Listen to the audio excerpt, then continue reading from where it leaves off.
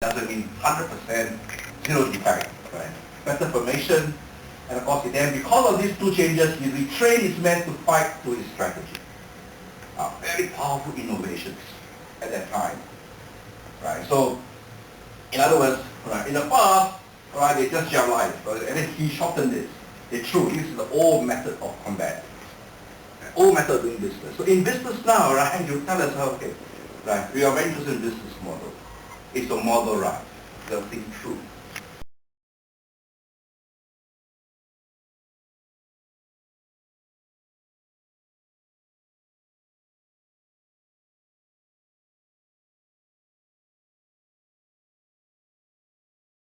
Taiwan Chinese is the mainland Chinese.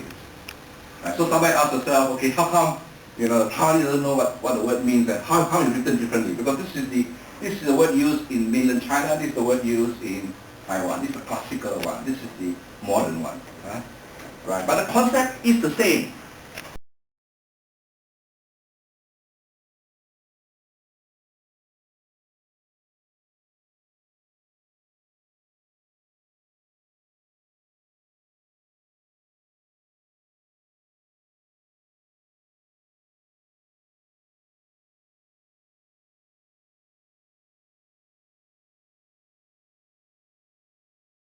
A lot of more, double than what of an unreasonable price, unreasonably high price, so that they will make the journey to his camp in order to find out and learn.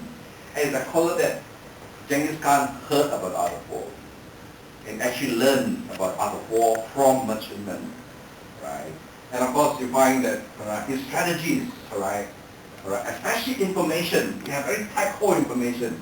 His horses are top-flying horses, because they control operation. Within 2 days, the operation can be undertaken 1,000 miles.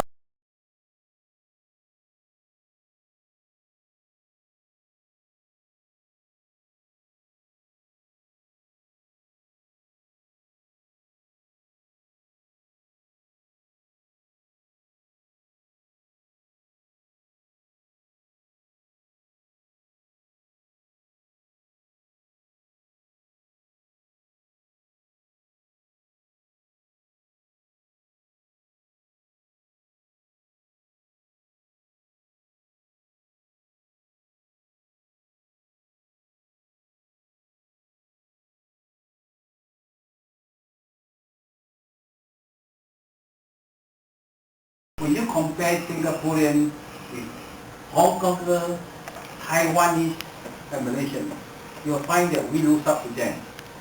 When the Taiwanese go to China, they base on the gut feeling.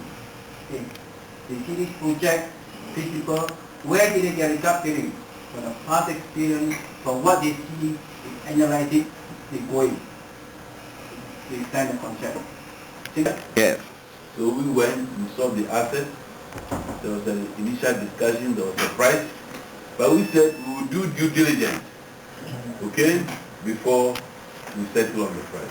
The Nigerians went, they discussed, they said, okay, we've accepted the price, but subject to due diligence. So the Nigerians put the money down, and they started to do due diligence.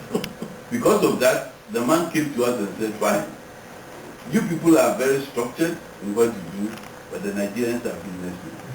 Since they have put the money down, I've seen the money, I will deal with them first. When they don't take it, then I come back.